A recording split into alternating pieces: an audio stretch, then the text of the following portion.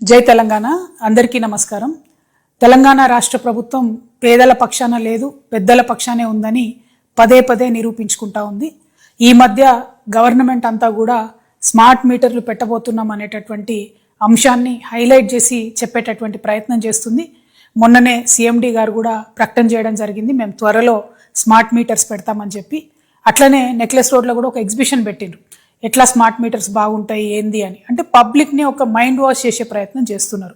ఈ సందర్భంగా తెలంగాణ ప్రజలకు నేను ఒక 2-3 విషయాలు చెప్పాలనుకుంటున్నాను. ఆల్రెడీ మన తెలంగాణ రాష్ట్రంలో ఉన్నవన్నీ కూడా స్మార్ట్ మీటర్సే. ఇప్పుడు ముందు లెక్క ఎవరు కూడా పోయి పెన్ను పేపర్ పట్టుకొని రీడింగ్ రాసుకునే అవసరం లేదు. ఒక చిన్న మెషిన్ ఉంటుంది, దాన్ని తీసుకొని మీటర్ దగ్గరికి పోగానే ఆటోమేటిక్గా రీడింగ్ వస్తుంది. స్మార్ట్ మీటరే ఇప్పుడు కూడా ఉన్నది.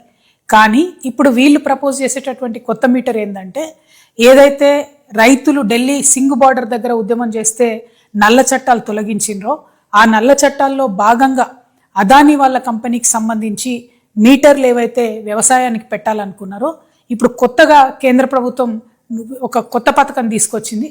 దాన్ని రాష్ట్ర ప్రభుత్వం సంతకం పెట్టి ఒప్పుకొని ఇవాళ కొత్త స్మార్ట్ మీటర్లు పెట్టాలనుకుంటుంది. మరి కొత్త స్మార్ట్ మీటర్లు పెడితే నష్టమేంది అంటే, ఇవి మన సెల్ ఫోన్ ఎట్లయితే మనం మొదలే ఒక 1000 రూపాయలు, 500, 100 రూపాయలు పెట్టి ప్రీపెయిడ్ ఎట్లా చేసుకుంటామో అట్లా ప్రీపెయిడ్ స్మార్ట్ మీటర్లు పెట్టాలనుకుంటున్నారు. సరే, మొన్న మనందరం కూడా ఈఆర్సీలో గొడవ చేస్తే వ్యవసాయానికి పెట్టమని చెప్పిండ్రు. కానీ ఇప్పుడు మళ్ళీ మొత్తం పబ్లిక్కి పెట్టాలి, ప్రతి ఇంటికి కూడా స్మార్ట్ మీటర్ పెట్టాలనే ఒక ప్లాన్ చేస్తూ ఉన్నారు. దీనివల్ల నష్టమేంది? ఆల్రెడీ ఉత్తరప్రదేశ్లో ఈ ఎక్స్పెరిమెంట్ అయితే మొత్తం ప్రతి ఇంట్లోంచి మీటర్లు బిక్కొచ్చి ఎలక్ట్రిసిటీ ఆఫీసులలో మీటర్లు వేసి వెళ్ళిపోతున్నటువంటి పరిస్థితి ఉన్నది.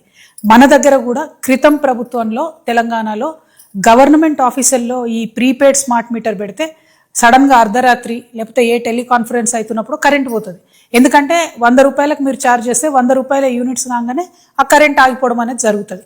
సో ఇమాజిన్ చేయండి ఒక్కసారి, ఇవే మీటర్లు మన ఇళ్లల్లో పెడితే మరి గవర్నమెంట్ ఇస్తా అన్న ఫ్రీ సబ్సిడీ 200 యూనిట్ల పరిస్థితి ఏమవుతుంది? సెలూన్లకు ఇవ్వాల్సినటువంటి డబ్బులు ఇప్పటికే వీళ్ళు ఎగబెడుతున్నారు. ఒకవేళ సెలూన్లలో కూడా స్మార్ట్ మీటర్లు పెడితే మనం ఏ కటింగో గిటింగో వేసేటప్పుడు మధ్యలో కరెంట్ పోతుంది, ఉన్న బిజినెస్ కాస్త పోయే పరిస్థితి ఉంటుంది. అంటే అల్టిమేట్గా కాంగ్రెస్ ప్రభుత్వం, రేవంత్ రెడ్డి గారి ప్రభుత్వం కేంద్ర ప్రభుత్వం ముందు మోకరిల్లి వాళ్ళు తీసుకొస్తున్నటువంటి తలాతోకలైనటువంటి పథకాలను, అదానీ గారి బిజినెస్ని ఎంకరేజ్ చేయడానికి మాత్రమే వీళ్ళు ఇక్కడ స్మార్ట్ మీటర్లు పెడతామని చెప్తున్నారు. ఉన్న స్మార్ట్ మీటర్లను సరిగ్గా వాడుకొని, ఉన్నటువంటి మొత్తం ఎలక్ట్రిసిటీ డిపార్ట్మెంట్ని ప్రాపర్గా వాడుకొని, ఆర్టిజన్లను రెగ్యులరైజ్ చేసి, కాంట్రాక్ట్ ఎంప్లాయీస్ని రెగ్యులరైజ్ చేసి